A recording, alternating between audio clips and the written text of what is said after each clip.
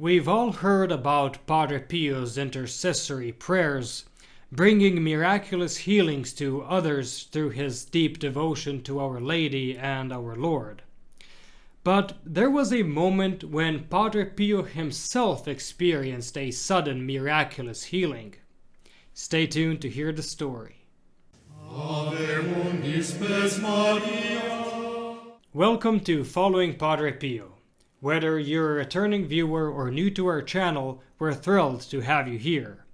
Padre Pio, a Capuchin friar and miracle worker, continues to inspire and intercede for souls today. Discover how his legacy can touch your life and the lives of your loved ones. Let's begin this spiritual journey together. Be sure to subscribe and tap the notification bell so you don't miss our next video. Now let's dive into today's story. Today's story is sourced from the book Padre Pio Speaks of the Madonna by Father Marcellino Iasanzanero.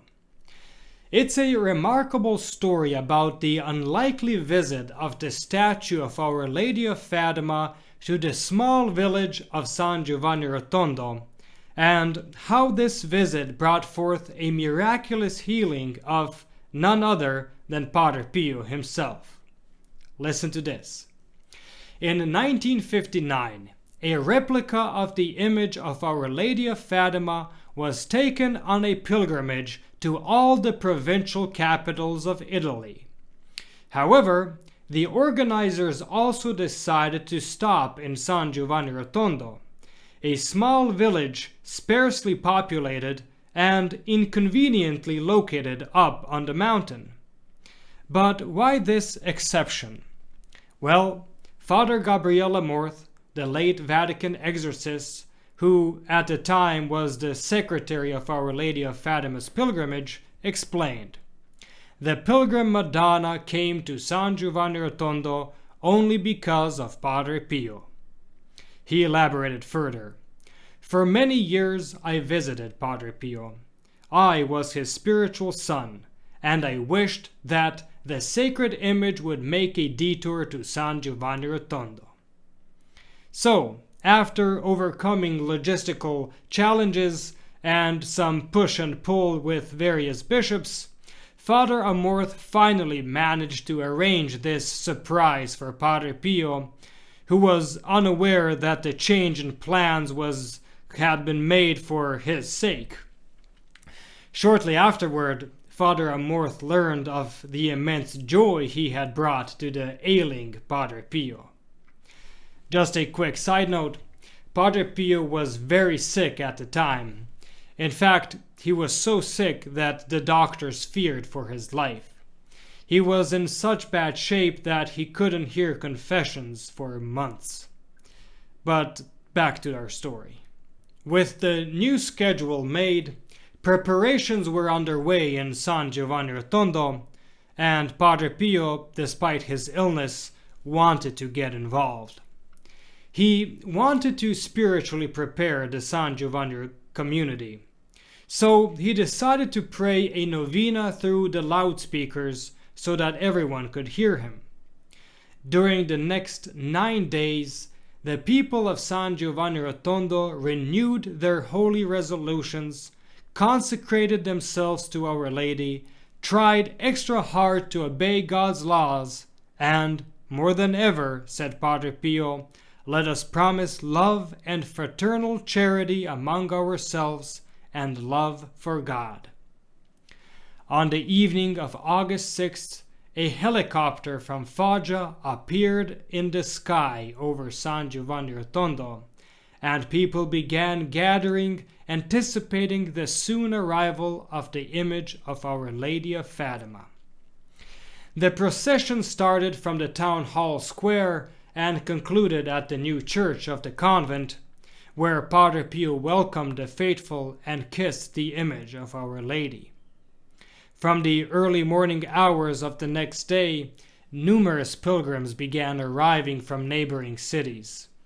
Holy masses were continuously celebrated, while confessions were being heard in every corner of the church. Around 10 o'clock, Padre Pio, accompanied by 2 fellow friars, still weak from his illness, arrived at the church to greet our Heavenly Mother. He kissed her and adorned her with a rosary given to him by a prayer group, and shortly after bid farewell, entrusting the sick to her care. The medical staff had the privilege of carrying the image of Our Lady to the House of the Relief of Suffering Hospital. In this way, Our Lady visited all the hospital wards and remained there until her departure by helicopter from the hospital roof. Around 3 p.m., the statue of Our Lady was placed next to the pilot, and the helicopter circled the convent 3 times before leaving San Giovanni Rotondo. Padre Pio, alone behind the choir's window glass, fixed his gaze on the helicopter, thanking Our Lady for her visit. He then turned to his cell, feeling much better, and, to everyone's amazement, the following morning Padre Pio celebrated Holy Mass. Just a few days later, on August 12th, Padre Pio returned to the confessional after being unable to hear confessions for over 3 months. When asked about it, he replied, "As the helicopter was departing, I said, 'My Madonna, I do not want to oppose God's plans. You came to Italy for 3 months. I was ill. Now you're leaving, and you're still leaving me ill.' As soon as I finished saying these words, I felt a shiver all over my body, similar to what one feels when having a fever due to malaria. I felt all the evil in me disappear.